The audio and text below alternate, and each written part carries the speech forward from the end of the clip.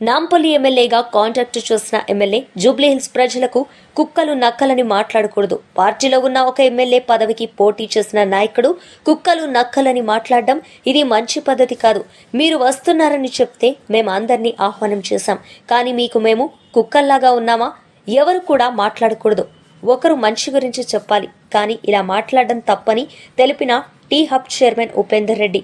మాట్లాడొద్దు, ఎవరైనా సభ్యతగా మాట్లాడుకోవాలి, సభ్యతగానే ఉండాలి.